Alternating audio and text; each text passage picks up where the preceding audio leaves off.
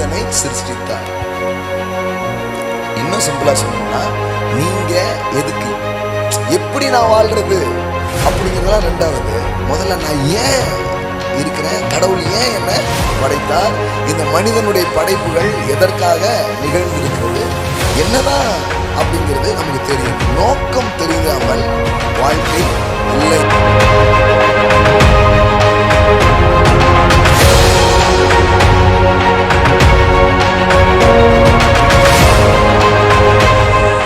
மீன்களை படைக்கும் பொழுது தண்ணியை பார்த்து பேசுறாரு, அங்கிருந்து என்ன வருது, மீன் வருது. வானத்தை பார்த்து பேசுறாரு, என்ன உருவாகுது, நட்சத்திரங்கள் உருவாகும். மண்ணை பார்த்து பேசுறாரு, மரம் செடி கொடிகள் உருவாகும். இப்ப மனிதன் அப்படின்னு வரும் பொழுது தேவன் உங்களை எப்படி படைச்சார், எங்கிருந்து படைச்சார் அப்படின்னு கேட்டா, சபை காலகாலமா சொல்லிட்டு நீ மண்ணிலிருந்து வந்தாய், மண்ணாவே போவாய்.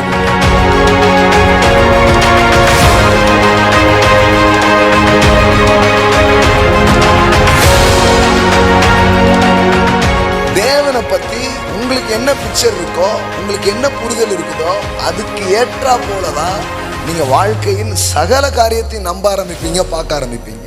God is love. தேவன் அன்பாகவே இருக்கிறார் அப்படின்னு நம்ம சொல்றதுக்கு காரணம் என்னன்னா, தேவன் பிதாவா மட்டும் உட்கார்ல, இல்ல ஒரே ஒரு தனிநபரா மட்டும் என்னையே நான் நேசித்து கொண்டே இருக்கிறேன், நான் அன்பா இருக்கிறேன், என் மேலேயே நான் அன்பா இருக்கிறேன், அப்படியே தேவன் இல்ல.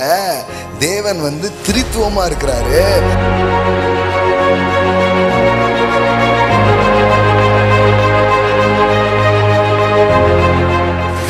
இயேசுவ பிதா செல்லம் கொஞ்சுறாரு அப்படிங்கிறது உங்களுக்கு எனக்கும் தெரிஞ்சாதான் நாம ஏன் படைக்கப்பட்டோங்கிறதே நமக்கு தெரிய ஆரம்பிக்கும்.